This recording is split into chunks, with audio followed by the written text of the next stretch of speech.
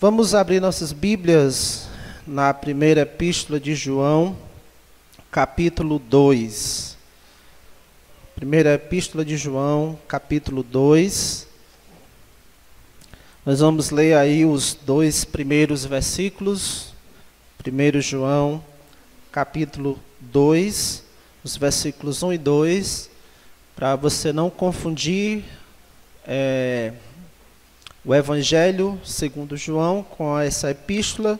Essa epístola é um pouco próximo lá do livro de Apocalipse. Apocalipse, você vem voltando algumas páginas, então você vai encontrar 1 João, capítulo 1, os versos 1 e 2, diz assim: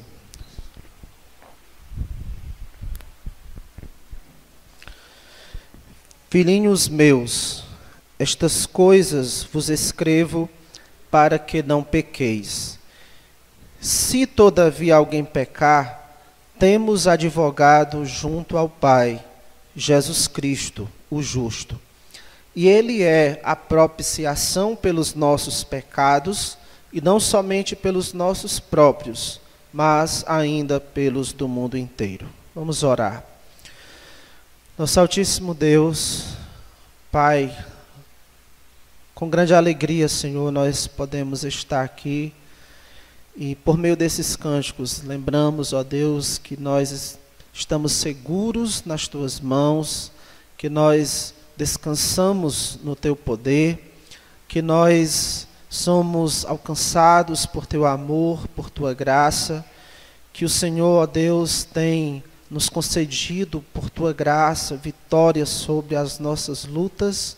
E certamente uma das grandes lutas, talvez a principal, que cada servo do Senhor tem, é a luta contra o seu próprio pecado.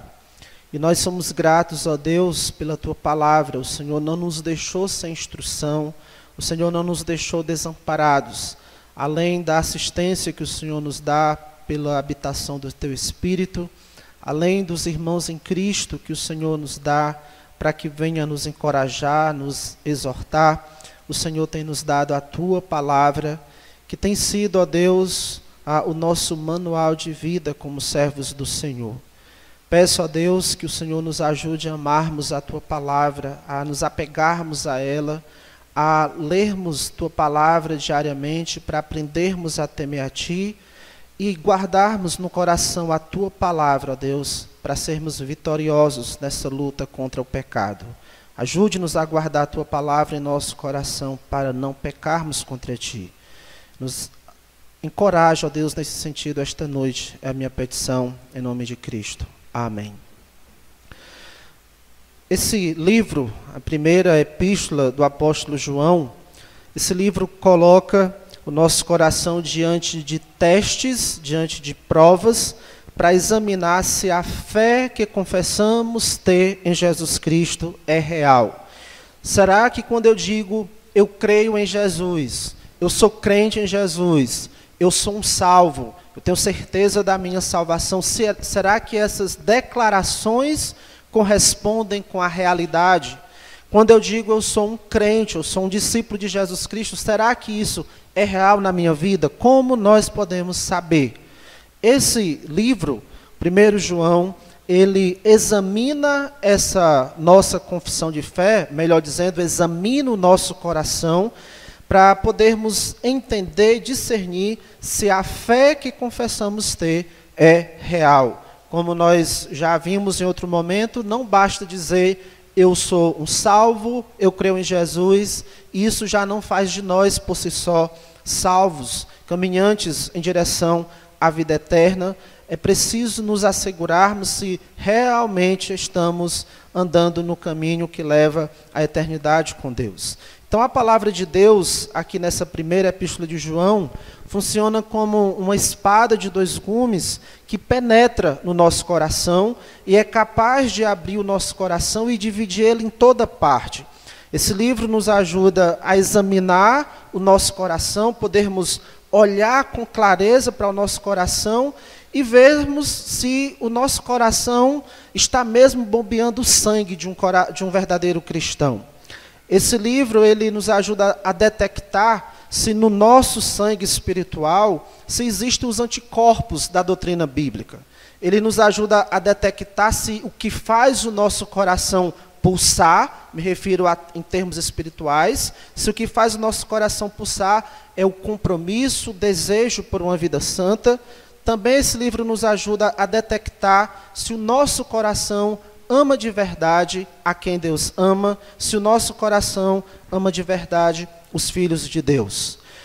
Hebreus 4:13 diz que não há criatura que não seja manifesta na sua presença. Não há nenhum homem, nenhum coração que não tenha o seu coração exposto diante da presença de Deus. Por isso que várias vezes, nas minhas orações iniciais, aqui no estudo, eu digo que o nosso coração está exposto diante da palavra de Deus, porque é exatamente isso que está acontecendo cada vez que nós nos colocamos diante das Escrituras. E diante dela, não há coração, criatura que não seja manifesto na sua presença. Então, quando nós nos colocamos diante da palavra de Deus, e ela, como essa espada afiada, vai então cortar o nosso coração, penetrar no nosso coração, o que pode ser descoberto em nosso coração pelas lâminas da palavra de Deus? As crenças em seu coração são mesmo os ensinos da palavra de Deus? Pense bem, as suas crenças são as crenças da palavra de Deus? O seu comportamento diário, a sua maneira de viver, que é fruto do que você acredita, fruto da sua crença, a sua maneira de viver é obediência à palavra de Deus? E os seus relacionamentos, com quem você se relaciona, como você se relaciona, isso também é aprovado pela palavra de Deus? Então, examinando as nossas crenças, examinando nosso comportamento, nossos relacionamentos, esse livro, pequeno livro, detecta se somos salvos ou não. Por isso, lá no final, mais para o final, no capítulo 5, versículo 13, João vai dizer: estas coisas vos escrevi a fim de que vocês saibam, tenham certeza de que têm a vida eterna, a fim de saberdes que tendes a vida eterna. Quem pode ter certeza, alimentar certeza de vida eterna? Ele vai dizer: vós outros que credes em o nome do Filho de Deus. Então, toda essa jornada pelo livro de 1 João é para podermos detectar se nós temos a fé verdadeira no Filho de Deus. E se você tem a fé verdadeira, a sua fé só vai fortalecer, a sua certeza de fé só vai ser fortalecida à medida que nós colocamos a nossa fé, o nosso coração, debaixo desses testes que é apresentado aqui na primeira epístola de João. Então, nós temos estudado aí, ultimamente, desde o versículo 5 do capítulo 1, desde esse versículo 5, que diz que Deus é luz, não há nele treva nenhuma, até o versículo 6 do capítulo 2, que diz: aquele que permanece nele, esse deve andar assim como ele andou. Toda essa seção aí é um teste que examina o nosso comportamento. É o teste que temos chamado de teste moral, que vai avaliar o nosso comportamento, avaliar se temos vivido de maneira santa, se estamos vivendo na luz, andando na luz. Nós vimos nos versículos 5 a 10 do capítulo 1, as provas da comunhão com Deus, que é as provas de salvação. E por último, nós vimos 3 marcas de uma vida marcada pela comunhão com Deus, ou uma vida que está em comunhão com Deus, que é a coerência entre fé e prática. Existe um ajuste entre a fé que você confessa ter e a maneira como você vive. Por isso, uma outra marca é a conduta santa, o comportamento santo. E por último, nós vimos uma marca de uma vida que está em comunhão com Deus, é a confissão de pecados. Eu gostaria de lhe lembrar que o crente trata os seus pecados com muita seriedade. Ele não nega os seus pecados. Ele não ignora a gravidade dos seus pecados. Ele trata com muita seriedade os seus pecados e, por isso, ele confessa os seus pecados a Deus. Capítulo 1, versículo 9. Se confessarmos os nossos pecados, Ele é fiel e justo para nos perdoar os pecados e nos purificar de toda injustiça. É triste, mas dia a dia nós temos que enfrentar essa luta contra o pecado. É triste porque nessa luta muitas vezes nós vamos fracassar. Como disse o pastor Augusto Nicodemos, uma das maiores dificuldades que o crente sincero e fervoroso encontra na vida cristã é a de lidar com seus próprios fracassos. Quando ele peca, a sensação de culpa, de derrota e desânimo pode deixá-lo abatido por muito tempo. E durante esse tempo ele vivencia uma luta entre o desespero e a esperança. Crente sincero, ele sofre quando ele fracassa na sua luta contra o pecado. E muitas vezes vem o desânimo que luta ali contra a sua esperança por causa dessa queda no pecado. Nós podemos dizer que um dos maiores momentos mais desanimadores para um crente sincero é quando ele cai no pecado, o momento em que ele cai no pecado. E talvez assim como Pedro, quando traiu Jesus, ele tenha que sair para chorar amargamente por ter pecado contra o Senhor. Mas nós temos o capítulo 2, e bem nessas palavras iniciais do capítulo 2, são palavras que trazem algum tipo de consolo para crentes pecadores. É isso que nós ainda somos, crentes pecadores. E por causa disso, muitas vezes nós temos que lamentar, chorar por causa dos nossos pecados, mas essas palavras aqui trazem um pouco de consolo para nós, na verdade, muito consolo para nós. Esse é o tema que eu gostaria de tratar hoje com os irmãos, consolo para pecadores crentes. Consolo para pecadores crentes. E com a palavra crentes, eu não estou me referindo só ao fato de você dizer, eu creio em Deus, eu creio em Jesus, todo mundo crê porque todo mundo acredita em alguma coisa. A palavra crente, nós temos usado para se referir a alguém que é um discípulo de Jesus, alguém que já confessou fé em Cristo como seu Salvador e Senhor, alguém que está comprometido em ser um discípulo de Jesus Cristo, em se submeter ao senhorio de Cristo, não apenas dizer, eu creio, então eu sou crente, não somente isso. Então a primeira mensagem, gostaria de apresentar 3 mensagens para consolar nós pecadores crentes, em meio às nossas lutas, vitórias e fracassos contra o pecado. E a primeira mensagem de consolo é esta: você nunca precisa pecar. Inicialmente talvez nem pareça assim uma mensagem de consolo. Você nunca precisa pecar. Capítulo 2, versículo 1 diz assim: filhinhos meus, estas coisas vos escrevo para que não pequeis. Não pequeis. João apresenta aqui para nós um alvo para a vida do crente, que é não pecar. Mas com esse alvo que ele está apresentando, isto eu vos escrevo para que não pequeis, dá para nós entendermos sim que pecar não é nunca uma necessidade. Pecar nunca é uma necessidade. Então, se você é um crente, um seguidor de Jesus, um discípulo de Jesus, em momento algum você tem a necessidade de pecar. Se você é um crente, em momento nenhum você tem que pecar, em momento algum é necessário, é indispensável que você peque. Não, nós não temos que pecar só porque somos pecadores.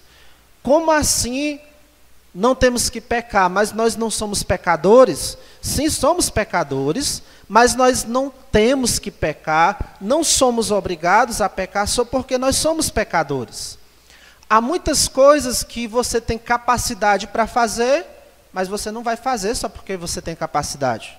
Por exemplo, aqui muitos têm a capacidade de todos os dias caminhar até Poço Doce, tomar um banho no açude e voltar de novo caminhando.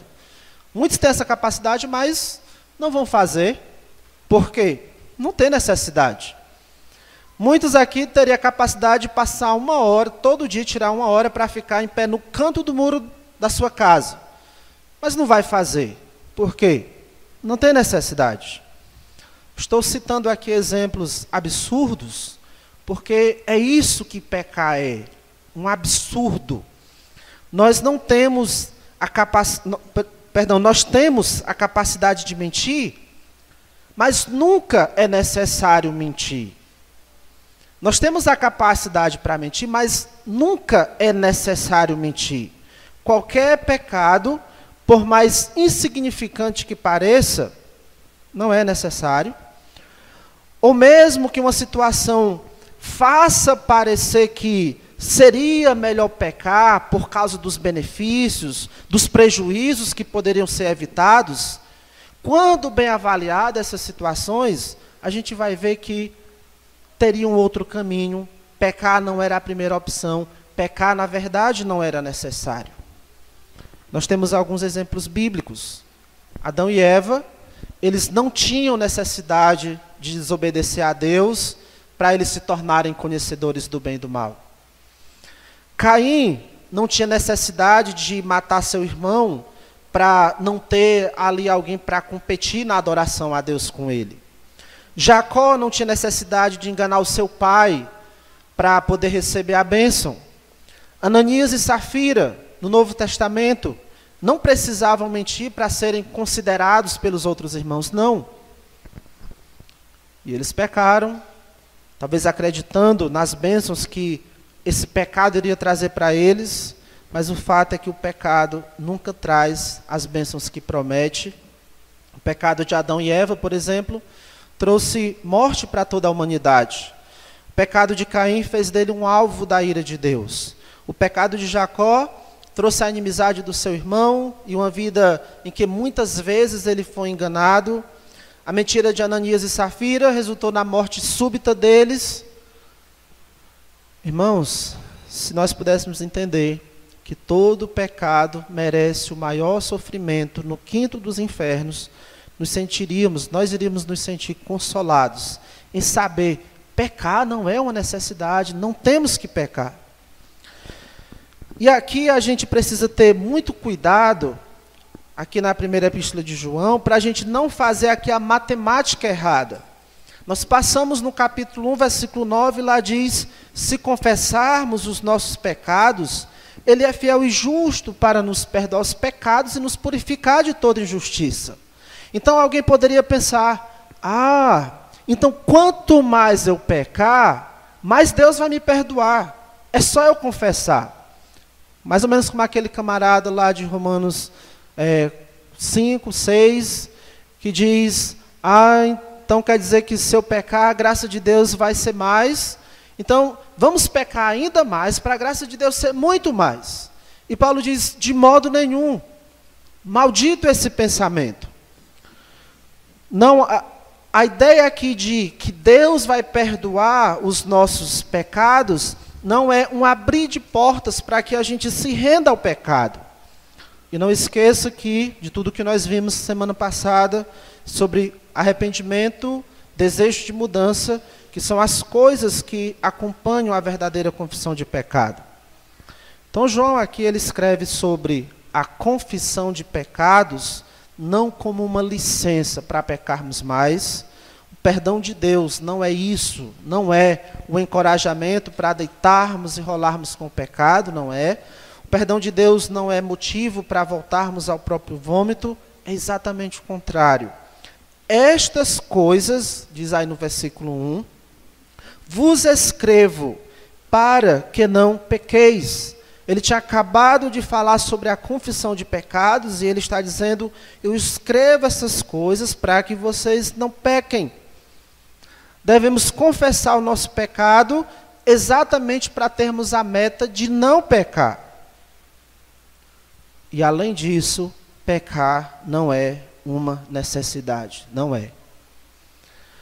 Alguns remédios vão trazer efeitos colaterais, vão causar algum tipo de dano, mas pensando num bem maior, por precisar tratar de alguma enfermidade, você tem que tomar esses remédios mesmo com os efeitos colaterais que vai causar. Não é assim com o pecado. O pecado, ele não precisa ser praticado porque há um bem maior em questão. Não. Inclusive, nós temos também na Bíblia exemplos de fidelidade, onde nós vamos ver que servos de Deus renunciaram a benefícios, até estavam dispostos a sofrer danos físicos, mas disseram não ao pecado. Entenderam que não precisavam pecar, não eram obrigados a pecar e que não compensava qualquer benefício que viesse resultante do pecado. Por exemplo, José foi preso como um criminoso, injustamente, porque ele resistiu não se deitar com a mulher de Potifar, dizendo: como, pois, cometeria eu tamanha maldade, pecaria contra Deus? E ele passou alguns anos presos por causa dessa decisão de não pecar. O autor de Hebreus diz que Moisés preferiu ser maltratado junto com o povo de Deus do que usufruir, desfrutar dos prazeres transitórios do pecado com toda a liberdade e poder que ele poderia ter no Egito. Pedro e João, os apóstolos de Cristo, foram presos, ameaçados para não falar em nome de Jesus, mas diante dessa ameaça física eles responderam: não podemos deixar de falar das coisas que vimos e ouvimos. Em outra ocasião Pedro disse: antes importa, ou seja, é mais importante obedecer a Deus do que aos homens. Esses exemplos, esses homens, eles entendiam que não compensava desobedecer a Deus, mesmo que isso fosse poupá-los de sofrimento. Era melhor passar pelo sofrimento do que pecar. Esse era o entendimento deles. Vamos abrir nossas Bíblias em Mateus, capítulo 26, que recentemente nós lemos esse texto, acho que num culto de oração. Mateus 26, versículos 53 e 54,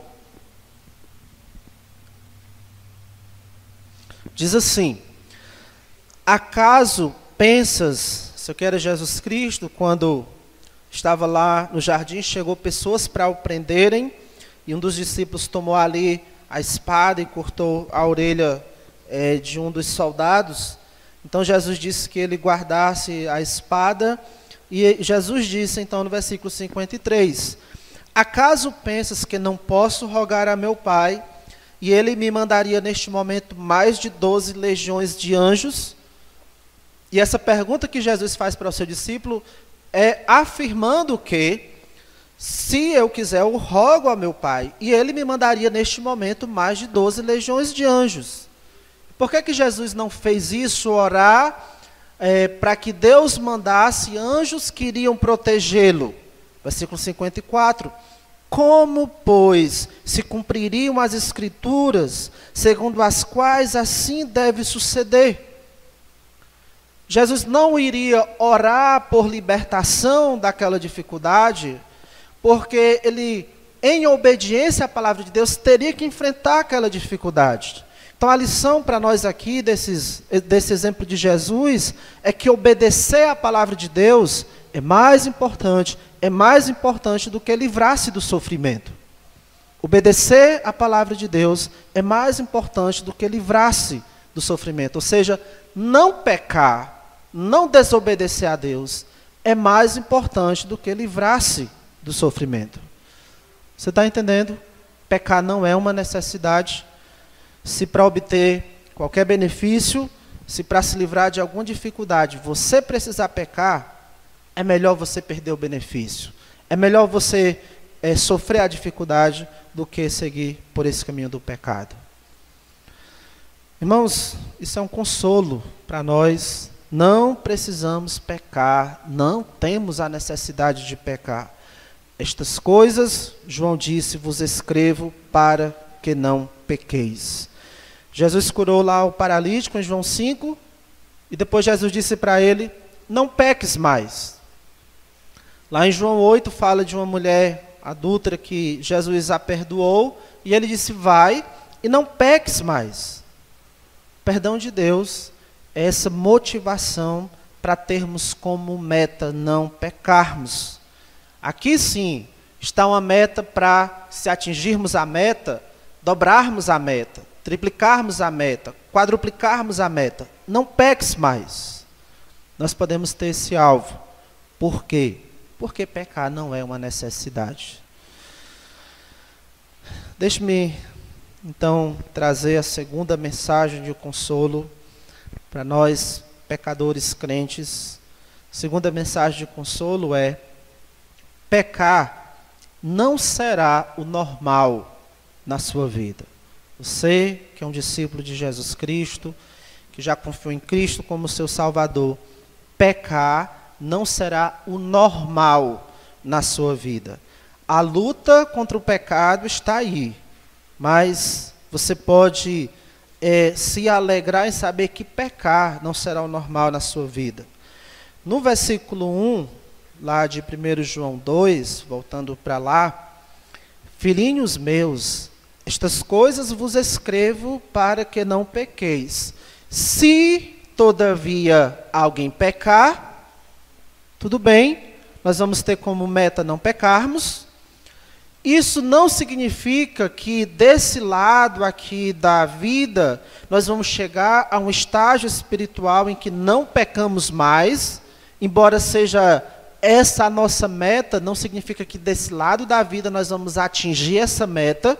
Lembra do capítulo 1, versículo 8, se dissermos que não temos pecado nenhum, a nós mesmos nos enganamos. E o versículo 10, se dissermos que não temos cometido pecado, fazemo-lo Deus mentiroso. Então, infelizmente, ainda vamos pecar sim. Agora, esse pecado não vai ser o normal na nossa vida. Embora não pecar seja o alvo que vamos perseguir, infelizmente vai acontecer, vez por outra, a desobediência a Deus.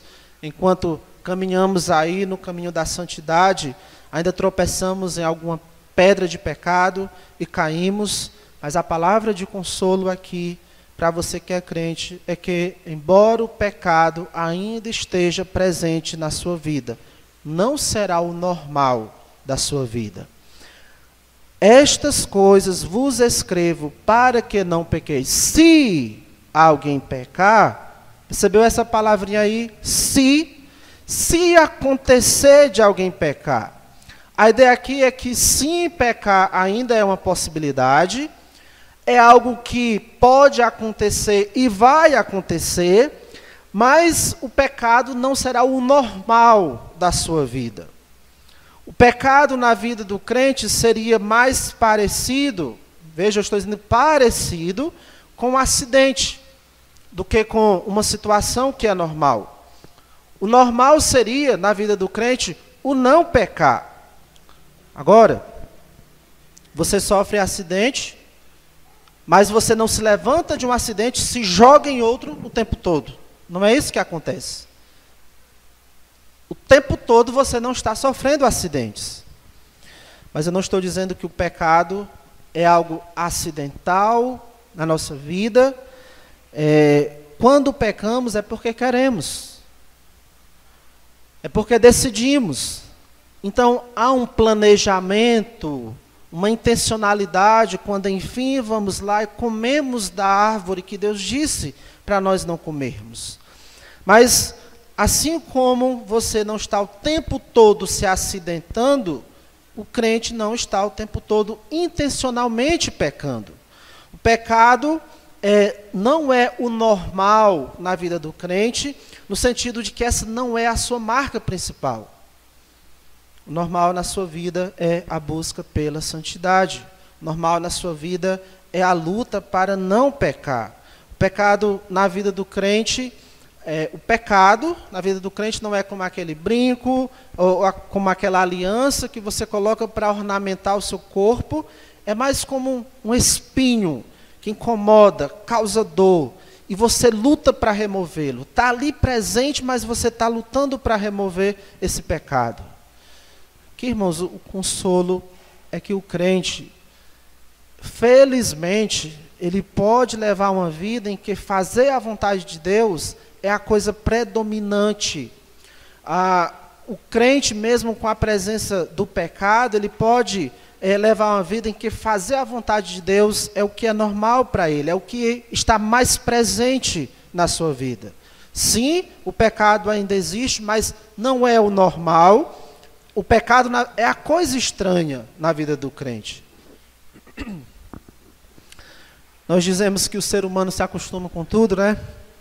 Pois bem, embora o crente saiba pecar, nós sabemos pecar, mas o pecado é algo com o qual o crente não se acostuma. E não é para se acostumar. Não é algo que ele simplesmente abraça como se esse fosse o seu mascote favorito. Está ali presente, mas sempre na luta, sempre trazendo incômodo, desconforto, e o crente lutando para afastar o máximo possível. Então, o verdadeiro crente pode até mentir, e quando eu estou dizendo pode, não é dizendo que deve, é que ele é capaz de fazer isso. O verdadeiro crente pode até acontecer de ele mentir, mas ele não vai se acostumar a ser um mentiroso. O crente, ele pode até acontecer de ele adulterar no seu coração por causa de desejos impuros, mas ele não vai se acostumar a ser um adúltero como se isso fosse normal. Pode até acontecer de ele pensar mal de alguém no seu coração, mas ele não vai se acostumar a ser um difamador, um falador mal da vida dos outros. Pode até acontecer de ele murmurar numa situação, noutra, mas ele não vai se acostumar a reclamar de tudo o tempo todo. O crente não vai se acostumar com o pecado, até porque ele está naquele outro processo de se arrepender dos seus pecados e chegar para Deus em arrependimento, confessando os seus pecados, com o desejo de mudança. E a sua vida é mais caracterizada pela obediência a Deus, pela santidade, do que com o pecado. Abraão, ele pecou. Está aí registrado na Bíblia os seus pecados. Mas o que predominava na vida de Abraão eram as qualidades suficientes que o fizeram ser conhecido como amigo de Deus. Davi pecou, o rei Davi pecou.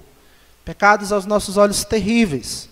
Mas o que predominava na vida dele eram qualidades suficientes para ser chamado o homem segundo o coração de Deus.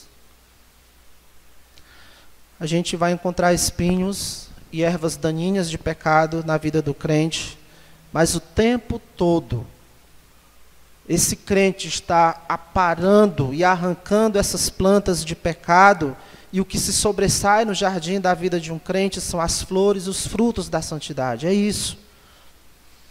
Para o pecador crente, é consolador saber que o pecado não é algo normal na sua vida. E aqui, irmãos, é importante nós pararmos para avaliar. Eu peco, sim, eu peco, mas isso é uma coisa normal para mim? Se pergunte isso. Não estamos negando que o crente peca, nem alimentando a falsa esperança de que, enquanto neste mundo, você vai se tornar um perfeito sem defeito, sem pecado, mas não é normal pecado na vida do crente, ele se acostumar com isso. Então pense bem nisso. O pecado é uma coisa normal para você, que para você tanto faz eu estar fazendo certo como errado, eu estou de boas. Ou quando você peca, isso realmente traz peso no coração, traz tristeza para você, há um incômodo no coração quando você peca, e você não sente alívio enquanto você não chega diante de Deus e confessa esse pecado. É assim que acontece com você?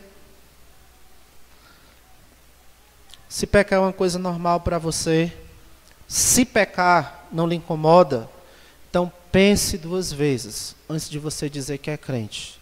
Se pecar não é uma coisa que lhe incomoda, pense 2 vezes antes de você dizer que é crente, um seguidor de Jesus Cristo. No livro Eu Sou Mesmo um Cristão, não sei se vocês conhecem esse livro, Eu Sou Mesmo um Cristão, o 4º capítulo desse livro tem como título Você não é cristão se curte o pecado. Você não é cristão se curte o pecado. Isso é o título do 4º capítulo. Imagine o desenvolver desse capítulo. Se você curte o pecado, se alegra com o pecado, está de boas com o pecado, o autor lá diz, você não é um cristão. Então, saber que pecar não é o normal na nossa vida, isso com certeza é um consolo para o verdadeiro cristão.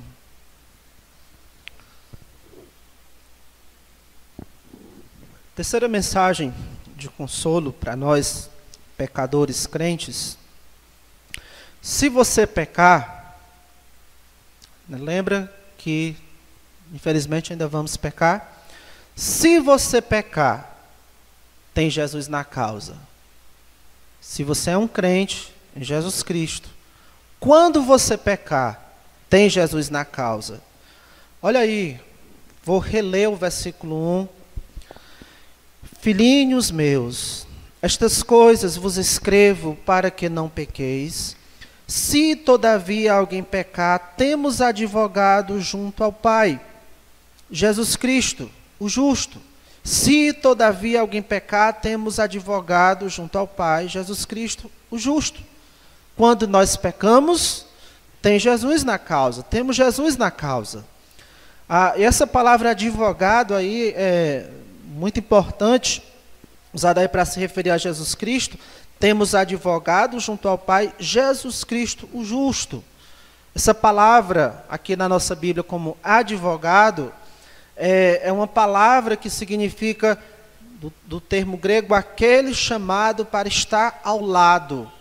E Jesus tinha usado essa palavra em outra ocasião para se referir ao Espírito Santo, lá em João. Peço que você abra a sua Bíblia lá. João, capítulo 16, versículo 7. João, Evangelho segundo João, capítulo 16, verso 7. Quando Jesus Cristo estava quase findando o seu ministério terreno, ele, numa conversa com os seus discípulos, em um momento com os seus discípulos, ele está prometendo que viria o Espírito Santo. E aí em João 16, 7, ele diz, mas eu vos digo a verdade, convém-vos que eu vá, porque se eu não for, o Consolador não virá para vós outros. Essa palavra aqui, o Consolador, é a mesma palavra usada lá em 1 João 2:1 para Jesus como advogado. No capítulo 14, voltando aí para o capítulo 14, versículo 16, Jesus diz assim, e eu rogarei ao Pai, e Ele vos dará outro Consolador. Essa palavra Consolador é a mesma, usada lá em 1 João 2:1 para se referir a Jesus como advogado. E aqui Jesus, no versículo 16, diz, eu rogarei ao Pai e Ele vos dará outro Consolador. Outro, porque Jesus já estava ali exercendo esse papel de Consolador. O que Jesus estava fazendo ali com seus discípulos é o que o Espírito Santo também iria fazer na vida dos seus discípulos. Então essa palavra usada aqui para se referir ao Espírito Santo e a Jesus, a palavra que significa chamado ao lado para ajudar. Essa palavra talvez alguns já tenham ouvido, né, a transliteração dessa palavra paracletos, que se refere a alguém que é chamado para ajudar. E no caso dos tribunais de justiça, se referia a alguém que exercesse esse papel mesmo de um advogado que tinha como função defender a causa, né, da pessoa em julgamento. Então, voltando a 1 João, quando João diz que se todavia alguém pecar, temos advogado junto ao Pai, Jesus Cristo justo, aqui com poucas palavras, João ele traz para a nossa mente a cena de Deus Pai no seu tribunal, e o crente está ali sendo acusado dos seus pecados. Mas nesse tribunal nós não estamos com medo, nós não estamos aterrorizados, nós estamos tranquilos. Estamos tranquilos por causa do nosso advogado de defesa. Nós temos ao nosso lado, para nos ajudar, o próprio Filho de Deus. E o que nós vamos testemunhar ali, nós que estamos ali nesse tribunal, nós não vamos ver ali uma disputa entre a justiça de Deus e o amor de Jesus, um embate entre a justiça de Deus e o amor de Jesus, não é isso. Não é que a justiça de Deus vai estar contra os nossos pecados e Jesus Cristo está se opondo a essa justiça de Deus por causa do seu amor por nós. Não é que Deus não nos ama e a todo custo Ele quer despejar sua ira sobre nós, mas Jesus, que muito nos ama, está ali com seu amor tentando resistir à ira de Deus contra os nossos pecados. Não é isso.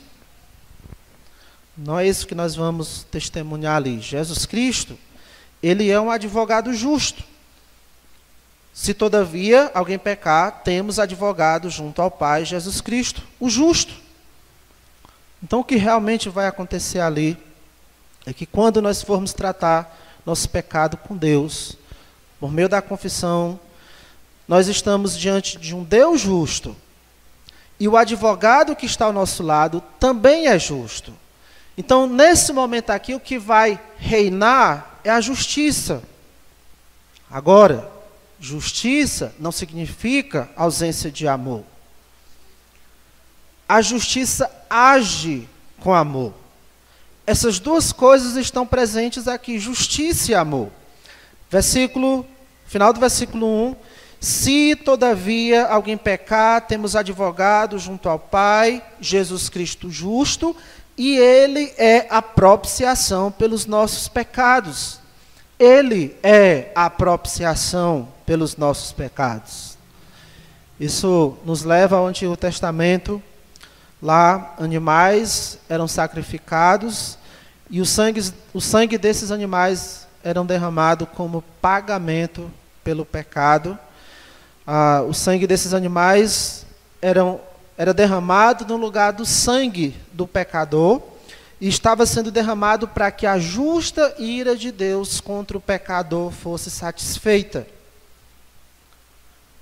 Quando nós chegamos no Novo Testamento, com a provisão de Jesus Cristo, com a vinda do Filho de Deus, nós vemos que porque Deus nos ama, Ele providenciou o seu Filho, não somente para chegar como um rei, tomar o domínio de todas as coisas de imediato, mas Ele enviou o seu Filho como sacrifício, primeiramente, como sacrifício que iria satisfazer a completa justiça de Deus, a completa ira de Deus contra os nossos pecados. Então, Jesus como sacrifício pelos nossos pecados é uma demonstração do amor de Deus.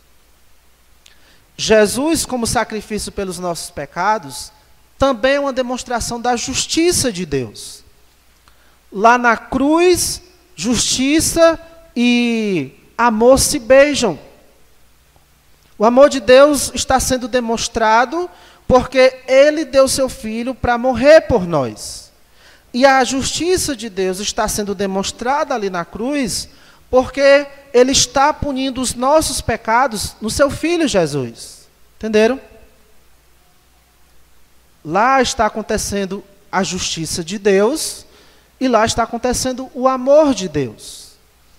Deus está nos amando por estar providenciando um substituto para nós, e Ele está sendo justo porque os nossos pecados estão sendo punidos nesse substituto. Mas Deus prova o seu próprio amor para conosco pelo fato de ter Cristo morrido por nós, sendo nós ainda pecadores. Romanos 5:8. A morte de Jesus, o sacrifício de Jesus, é uma demonstração de amor.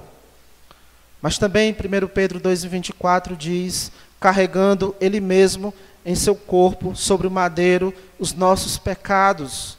Na cruz, Jesus foi traspassado pelas nossas transgressões, não foi só morto, foi morto por causa das nossas transgressões. Foi moído, esmagado pelas nossas iniquidades. Justiça sendo feita. Então, com a morte de Jesus na cruz como nosso substituto, Deus está demonstrando amor sem deixar de exercer justiça. E Ele está exercendo justiça sem deixar de demonstrar amor. E tudo isso, irmãos, tudo que foi feito ali na cruz, a morte de Cristo na cruz, ainda é a razão para Deus perdoar os pecados que cometemos, mesmo depois de salvos. Por isso, Deus é justo para nos perdoar os pecados. Se confessarmos os nossos pecados, Ele é fiel e justo para nos perdoar os pecados e nos purificar de toda injustiça. Ele não deixa de perdoar os pecados que confessamos, porque todo pecado recebeu a justa punição que mereciam lá na cruz. Por isso é que no versículo 9 ele é tratado como justo. Porque o sacrifício de Cristo satisfez a Deus. Isso é propiciação. E Ele é a propiciação pelos nossos pecados. O sacrifício de Cristo satisfez a justiça de Deus com respeito aos nossos pecados. E é por causa disso que Ele nos perdoa. E porque o sacrifício de Cristo satisfez a justiça de Deus, qual seria o advogado mais apropriado para você ter ao seu lado quando você tivesse que se apresentar a Deus? Se Jesus fez o sacrifício que satisfaz a justiça de Deus, qual seria o advogado mais apropriado para estar ao seu lado, em sua defesa, quando você tivesse que se apresentar a Deus? Isso é um consolo para nós. Se pecamos, temos Jesus na causa. Se você é um discípulo de Jesus, quando você peca, isso é um consolo. Você tem Jesus na causa. Abra sua Bíblia em Romanos 8:34. Romanos 8:34.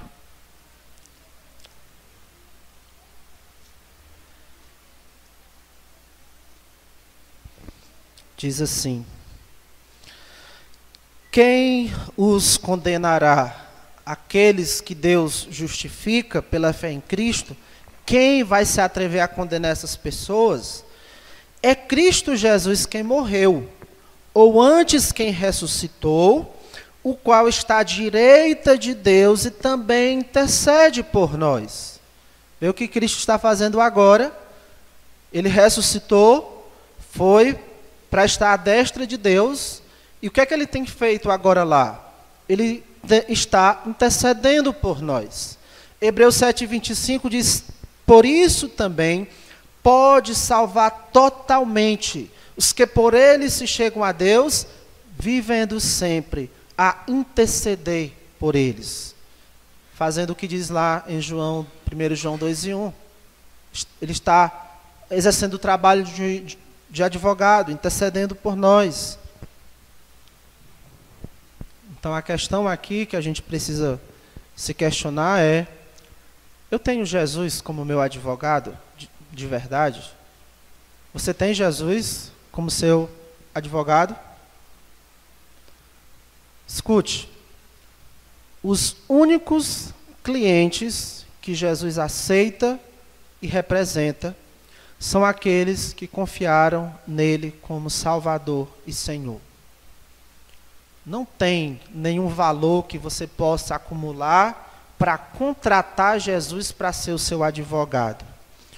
Mesmo que você ganhe o mundo inteiro, e tentar trazer para Jesus, você vai ser rejeitado, a sua oferta vai ser rejeitada. Os únicos clientes que Jesus aceita e representa diante do tribunal de Deus são aqueles que confiaram nele como seu Salvador e Senhor. Então, se você vier a Jesus, arrependido dos seus pecados, pronto para segui-lo como Senhor de sua vida, de modo nenhum ele vai lhe lançar fora, jamais. Ele vai te salvar totalmente, e ele vai estar sempre ao seu lado para advogar a sua causa e para te dar consolo. Ele é o outro consolador, além do Espírito Santo. Então você tem mesmo esse advogado, tem Jesus como seu consolador? Pense bem.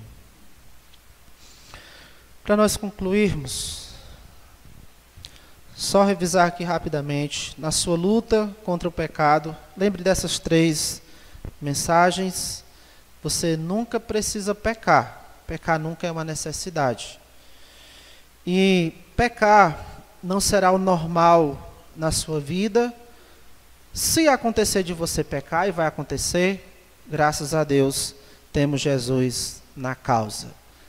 Mas como eu disse no início, essas mensagens aí são consolos para pecadores crentes, seguidores de Cristo.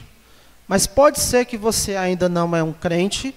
Qual é a mensagem de consolo para você? Para você que ainda não é um crente, a mensagem de consolo para você é que Deus amou ao mundo de tal maneira que deu o seu Filho unigênito para que todo o que nele crê não pereça, mas tenha a vida eterna. Então, se você confiar nesse Filho unigênito de Deus como seu Salvador, ele se tornará o seu consolador. Ele vai estar ao seu lado como seu advogado quando você precisar tratar dos seus pecados com Deus. Mas talvez você já tenha ouvido isso tantas vezes, porque Deus amou o mundo de tal maneira que deu seu Filho unigênito para que todo o que nele crê não pereça, mas tenha a vida eterna. Talvez você já tenha ouvido: arrependei-vos e credes para que os seus pecados sejam perdoados. Talvez você já ouviu outras vezes: mas Deus prova o seu próprio amor para conosco, pelo fato de ter Cristo morrido por nós, sendo ainda nós pecadores. Talvez você já tenha ouvido outras vezes: buscai o Senhor enquanto se pode achar, invocai enquanto está perto. Mas você está adiando a decisão de se tornar um seguidor de Jesus. Escute, se você demorar a entregar sua vida a Cristo, vai chegar um dia em que Jesus não estará mais à disposição como advogado. Porque ele vai se sentar na cadeira de juiz. Ele não vai mais estar advogando causa de ninguém. Ele vai se sentar na cadeira de juiz. Atos 17:31 diz que Deus estabeleceu um dia em que há de julgar o mundo com justiça, por meio de um varão que destinou e acreditou diante de todos, ressuscitando dentre os mortos. Quem foi que Deus ressuscitou dentre os mortos? O seu Filho Jesus. E é esse Filho Jesus que ele vai confiar a sua cadeira de juiz para que ele julgue o mundo com justiça. Então, ou você confia em Jesus como seu Salvador agora e o passa a ter como seu advogado, ou você espera para encará-lo como juiz. Se você confiar em Jesus como seu Salvador, ele vai estar do seu lado como advogado e como seu consolador. Agora, se você apenas deixar o tempo passar, apenas ficar adiando, você vai ter que, em vez de ter Jesus ao seu lado, você vai ter que estar frente a frente com Jesus e encará-lo como juiz. E depois que você tiver que encarar Jesus como juiz, não haverá mais consolo. Não haverá mais consolo. Oremos. Amado Senhor, obrigado, meu Pai, por cada palavra nas Escrituras. Cada uma delas importa, ensina, repreende, corrige e nos educa na justiça. Obrigado por sabermos, ó Deus, que não é necessário pecarmos. Obrigado por sabermos que, embora vamos fraquejar, fracassar, mas o pecado não é o normal na nossa vida como seguidores do Senhor. E muito mais obrigado ainda por sabermos que quando pecarmos, temos Jesus em nossa causa.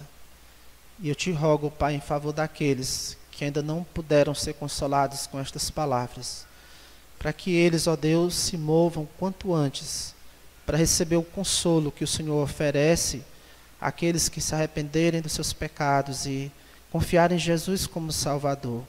Que eles se alertem enquanto ainda é tempo, ó Deus, de aceitar de graça a salvação que o Senhor concede pela fé em Jesus, para que eles não tenham que encarar Jesus Cristo como juiz, e sim sempre tê-lo como seu advogado. Assim te oramos e te glorificamos, que seja feita a tua vontade, o Senhor seja glorificado na vida de cada um de nós como te agradar. Em nome de Cristo. Amém.